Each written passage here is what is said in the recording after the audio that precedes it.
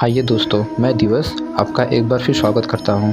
पहले तो मैं आपको रक्षाबंधन की ढेर सारी शुभकामनाएं देना चाहता हूँ। आज हम रक्षाबंधन के इतिहास से जुड़ी कुछ कथाएं जानेंगे। तो चलो शुरू करते हैं। बहना ने भाई की कलाई से प्यार बांधा है, प्यार के दो तार से संसार बांधा है। सुमन कल्याणपुर द्वारा गाया यह गाना रक्षाबंधन का बेहद चर्चित गाना है। रक्षाबंधन का इतिहास सिंधु घाटी की सभ्यता से जुड़ा हुआ है, वो भी तब जब आर्य समाज में सभ्यता की रचना की शुरुआत मात्र हुई थी। उन भाइयों को निराश होने की जरूरत नहीं जिनकी अपनी सगी बहन नहीं है, क्योंकि मुंह बोली बहन से राखी बंधवाने की परंपरा भी काफी पुरानी है। असल में रक्षाबंधन की परंपरा ही उन बहनों ने डाली थी जो सगी नहीं थी। भले ही उन बहनों ने अपने संरक्षण के लिए ही इस पर्व की शुरुआत क्यों न की हो, लेकिन उसी बदौलत आज भी इस त्योहार की मान्यता बरकरार है। ऐतिहासिक के पन्नों को देखें तो इस त्योहार की शुरुआत की उत्पत्ति लगभग 6000 साल पहले बताई गई है। इसके कई साक्ष्य भी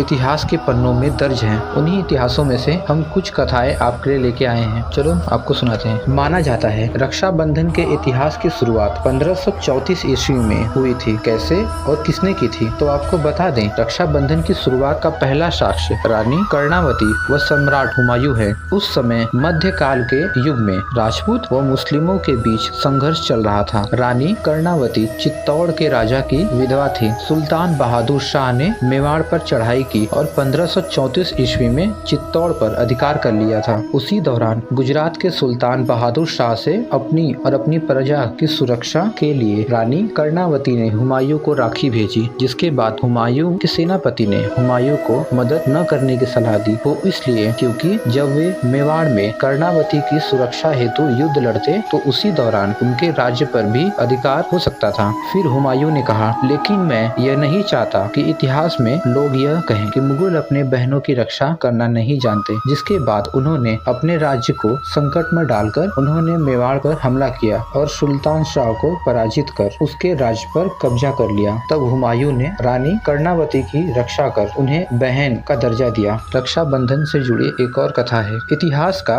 एक अन्य उदाहरण कृष्ण व द्रौपदी को माना जाता है। कृष्ण भगवान ने दुष्ट राजा शिशुपाल को जब सुदर्शन चक्र द्वारा मारा था तो सुदर्शन चक्र को धारण करते समय श्री कृष्ण के बाएं हाथ की उंगली से खून बह रहा था। इसे देख द्रौपदी बेहद दुखी हुई और उन्होंने अपने साड़ी का टुकड़ा चीरकर श्री कृष्ण के उंगली में बांधा, जिससे उनका खून बहना बंद हो गया। तभी से श्री कृष्ण ने द्रौपदी को अपनी बहन स्वीकार कर लिया था। वर्षों बाद जब पांडव द्रौपदी को जुए में हार गए थे और भरी सभा में उनका चीरहरण हो रहा था, तब श्री कृष्ण ने द्रौपदी की लाज बचाई थी। अगर आपको रक्षाबंधन के इतिहास के और अन्य कथाओं के बारे में पता है तो हमें कमेंट बॉक्स में जरूर बताएं। धन्यवाद।